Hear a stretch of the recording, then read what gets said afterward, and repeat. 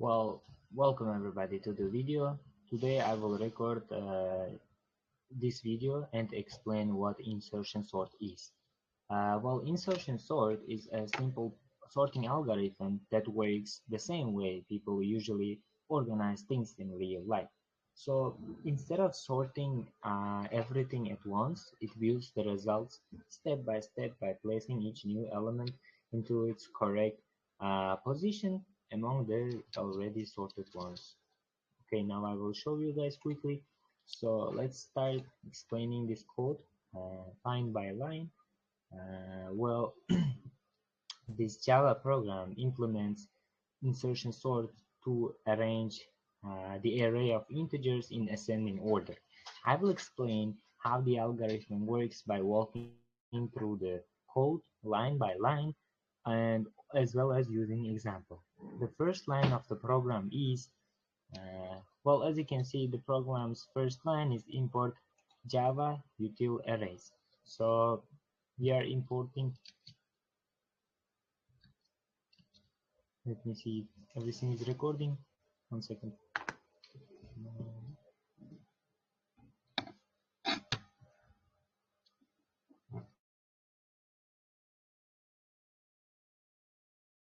It is recording. I guess it is recording, yeah. So sorry guys, I was a little bit uh, 1 second. Yeah, everything is good. Let's start the code quickly. So the first line of the program is import Java util arrays. Import Java util arrays. This is line that shows us to easily print out the array at the end of the program. It doesn't affect the sorting law itself. It's important that you go into. Next, we find the classes. So class insert, and here you can see we start out with class insertion sort. This class contains the information insertion sort algorithm. So sorting logic is written inside the following method.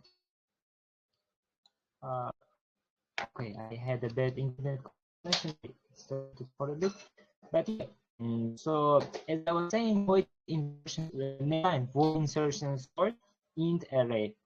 So this is an integer array and sorts in its place, meaning that no additional array is created here. Inside method, we first store the length of the array. So the first thing we are going to do is store the length of array. Here int size. Okay.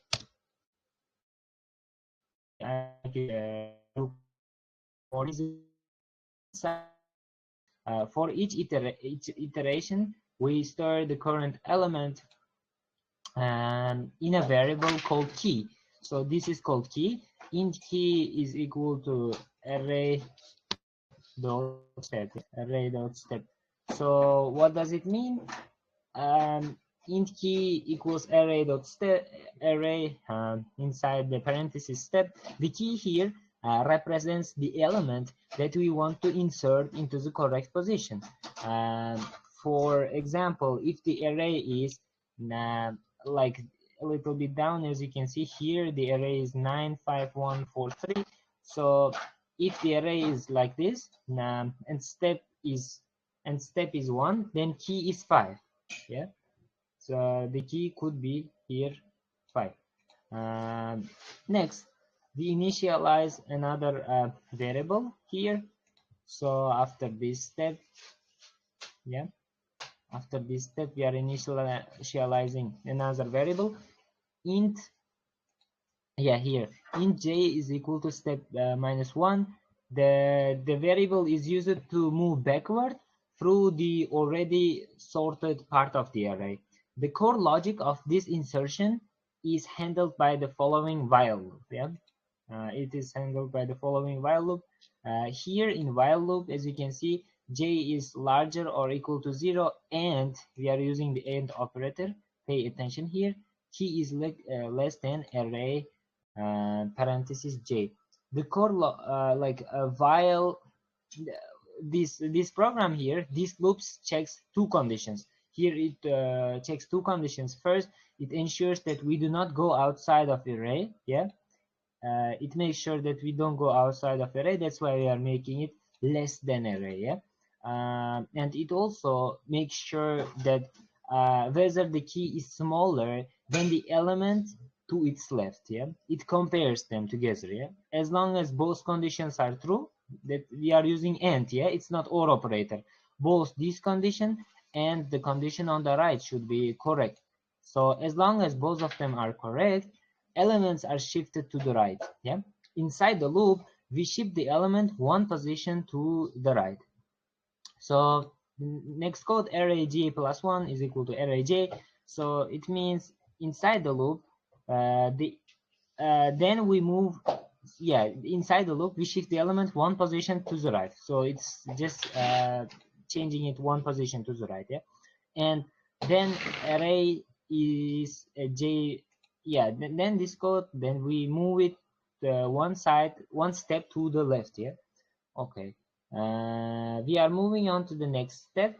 So this shifting process continues until the correct position for the key, until the key is found. Yeah, okay. At this point, left portion, like the left side of the array, remains sorted. The main method of the program actually starts out here. Yeah, and so a little bit down. Yeah, it starts out here. Public static void, public static void main string args. Uh, well, at this point, the main public this code. This is where program execution begins. Yeah, we then create. We are like beginning the execution of this program, and then we are creating an example array. Yeah?